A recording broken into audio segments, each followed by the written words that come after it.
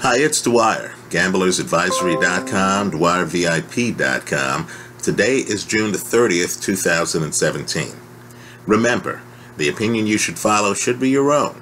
Just consider this video to be a second opinion from a complete stranger online.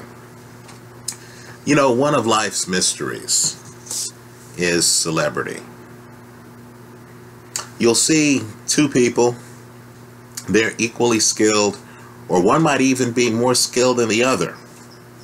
But that doesn't necessarily equate into popularity, into the interest the public has to actually see a performer's work.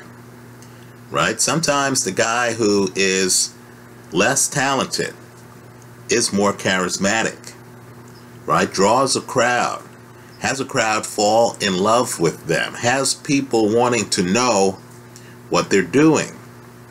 For a long time here online, I've said that if, in his prime, Sugar Ray Leonard fought Floyd Mayweather, right? Prime versus prime. I'm just telling you, entering the ring, the person who would own the crowd would be Sugar Ray Leonard. Whatever you think about the talents of the fighters, Ray Leonard would be the one viewed as having the charisma. People would want to know how Ray is going to go through the fight, not Floyd. Right? Floyd, in a sense, would be the villain. He would be the guy who Ray just happens to be fighting. Right? Crowds loved Ray Leonard. Crowds respect Floyd Mayweather. There's a difference. Well, let's go back several years. One of the things with getting older is it's amazing how you notice the new generation might not know how things were. You see people from way back when and you notice how they're different people today than they were, right? They play differently. So, years ago, my ex-wife, yes, I've lived a little bit, my ex-wife, who was not into boxing, right? I'd be the one ordering the fights. I'd be the one who knew about the fighters, right? This was really my thing. You know, my spouse was really just trying to indulge me by watching pay-per-views, right? Of course, there were times where I was out doing her thing with her friends, right? But boxing was my thing. But yet somehow, even though my wife really couldn't even tell you weight divisions, she always knew, and I mean always knew, when Oscar De La Hoya was fighting. She always knew. She would come to me and say, hey, let's order the Oscar fight. Right? She knew. She knew about Oscar. She knew Oscar, you know, was an Olympian. Right? Well, back in the day, understand, weigh-ins used to be staid events. Right? Everyone looked serious. You know, they just announced the weights. You didn't have Michael Buffer at weigh-ins and stuff like that. It was with Oscar De La Hoya, the same guy who's the promoter, that suddenly thousands of people started showing up for the weigh-in. Suddenly you had a lot of women show up for the weigh-in. Right? Women started throwing panties on stage during Oscar De La Hoya's weigh-ins. And I'm telling you, there was a crowd back then that was dumbfounded. Hey, De La Hoya was a great fighter. He was having a great career. But why him? You know, for some reason, he connected. Today, if you're a baseball fan, a lot of people are asking, why Derek Jeter? Right? You know, for some reason, people connect with him. Right? Yes. Carries himself with class. Yes. Legitimate Hall of Famer. But wow, you know, Derek Jeter compared to, let's say, a Barry Bonds, isn't close. You know, but people connect. Right? Well, let me give another story. I, decided I would go to Vegas for a loss weekend. as I said, I've lived a little bit, and I hop on the plane. This is years ago. And there's a gorgeous woman sitting in the seat next to me, right? So her and I start to talk.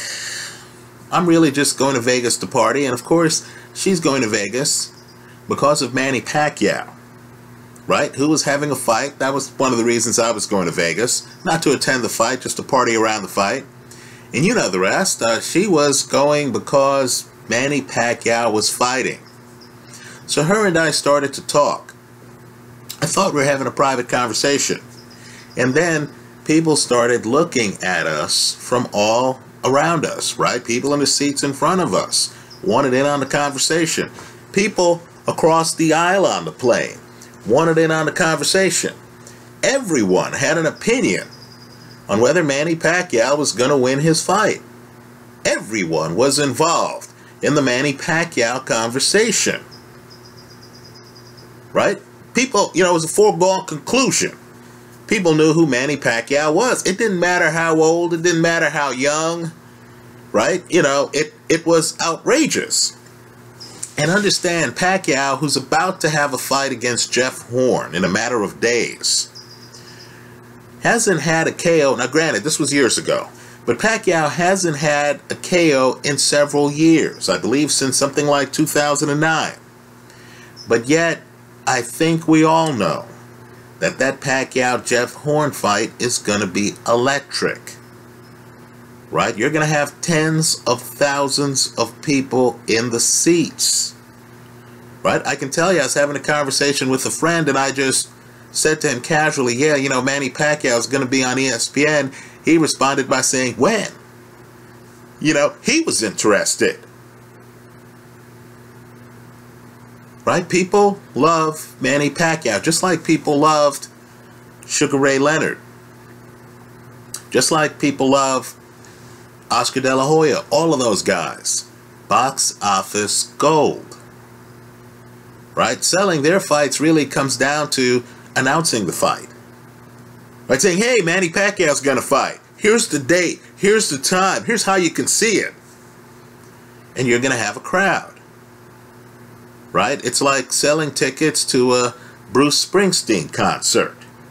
Right? You announce the concert. By the time you put the marketing plan together, people are already trying to buy the tickets.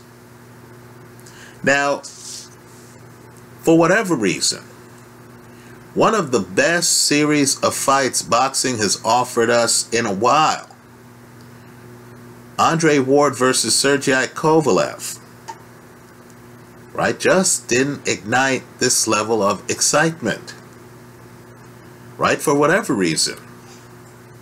Fans at the box office didn't support either fight. Understand, it's my understanding at least, that neither fight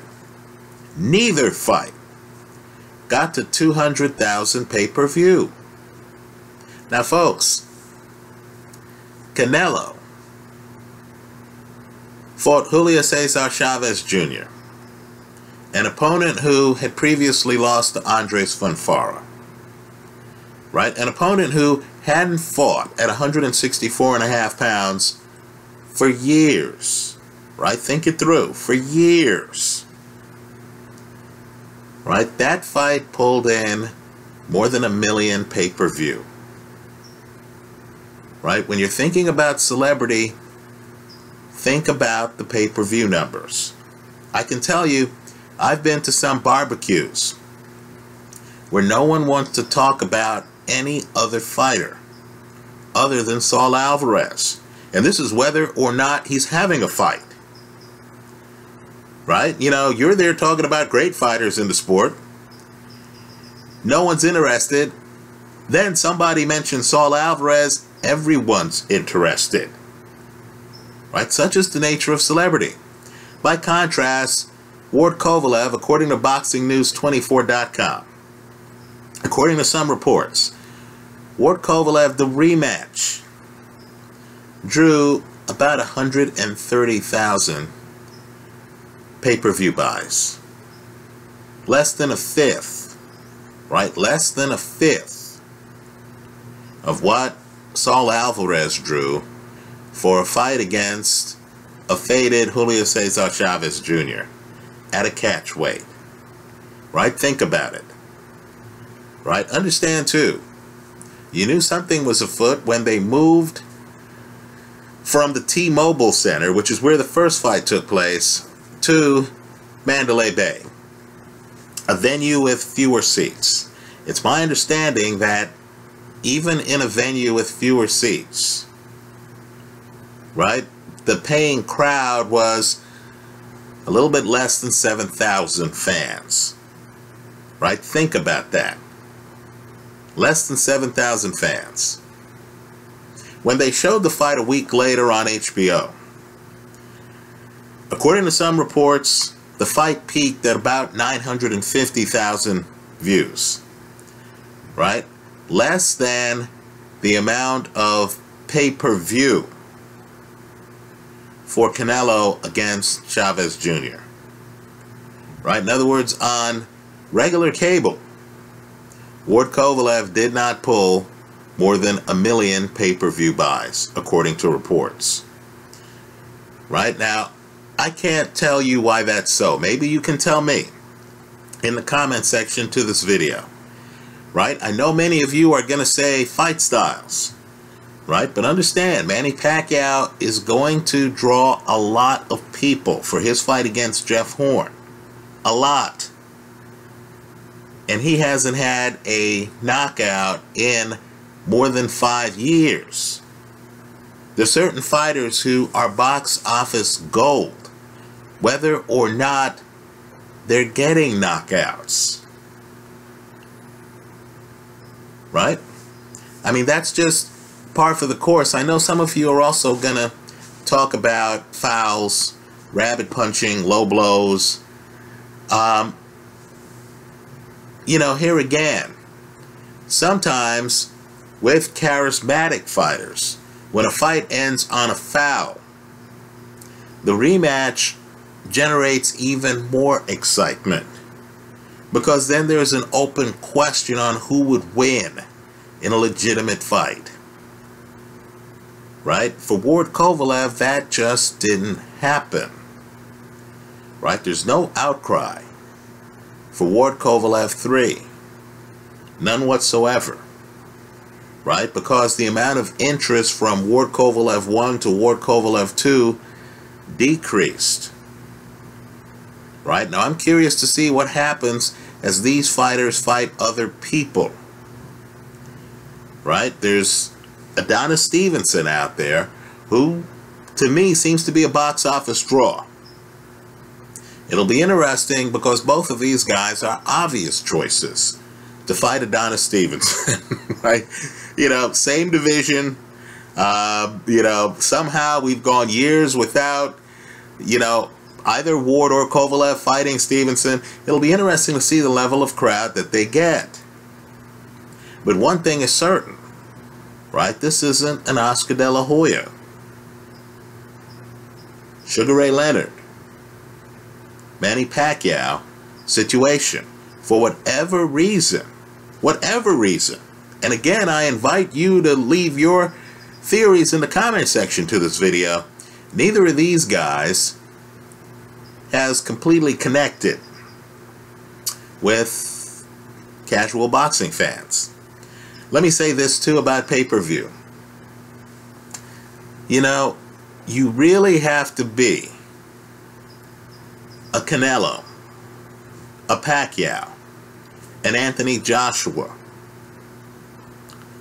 to get fans to pay for your pay-per-view.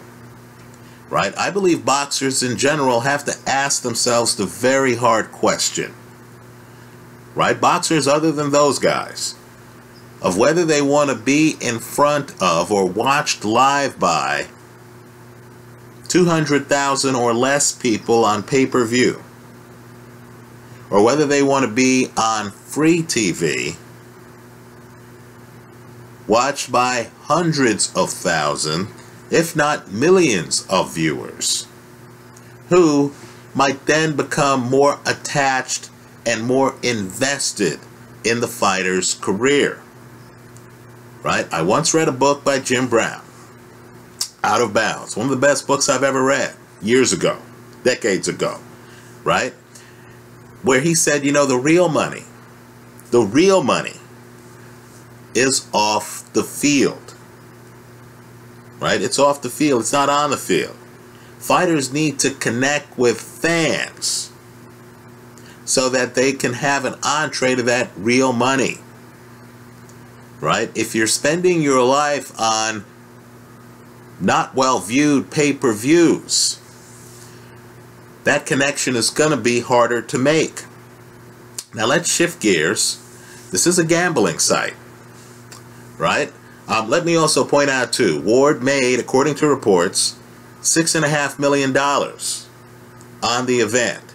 But what I want people to realize is when the pot of money isn't that big, what that means is there are people who weren't Andre Ward, who didn't do well financially on the event. So I want people to look at Kovalev's take from the event.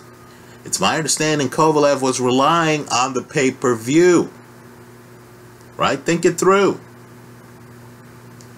right? Kovalev would have been better off, quite frankly, signing a more traditional contract, right? And, you know, fighting before more people. Let's talk about a bet that leaps out. Now, I know Manny Pacquiao has not had a KO for several years, right? I've pointed that out here. I also know that Jeff Horn has gone 10 rounds more than once. He's even gone 12 rounds before, right? All of that is true. But styles make fights, right? These two guys are going to be hunting each other, right? Jeff Horn seems to feel that he could do a one-man Marquez on Manny Pacquiao. I'm talking about Marquez's right hand at the end of the last fight between the two. Keep in mind, that's the second time in that fight that Manny Pacquiao hits the canvas. Now, as I've said here in earlier videos, I've watched Jeff Horn. My goodness, he's a hunter, right? I've bet against him in a couple of fights. Jeff Horn has been roughed up. I believe he hit the canvas against both Randall Bailey and Ali Funeka. Gets off the canvas, wasn't bashful. Went right back to throwing bombs, trying to get a stoppage, and got the stoppage in both fights. That's the mindset, right? Jeff Horn is not going to try to simply survive the fight to say he went 12 rounds with Manny Pacquiao. I believe this guy is just a hunter, right? If he's on the canvas and he gets off the canvas, he's going to try to come back at Manny Pacquiao. In many ways, in my opinion, mentally, and we all have to make these judgments when we're betting, he's like Ricky Hatton, right? He sees himself as alpha. This is a guy with 17 pro fights. He sees himself as alpha. He's going to make a statement against Manny Pacquiao, right? Meanwhile, Pacquiao, to me, just looks too fast and too sudden for Jeff Horn, right? Too fast, too sudden. Let's remember, too, Pacquiao hasn't gotten a knockdown for years, but Pacquiao has knocked guys down in fights. How many times did Chris Algieri get off the canvas? Right? So, there are two bets that leap out at me. The first, and I consider this a gift from the casino, is they're giving you better than even money odds. You heard me right.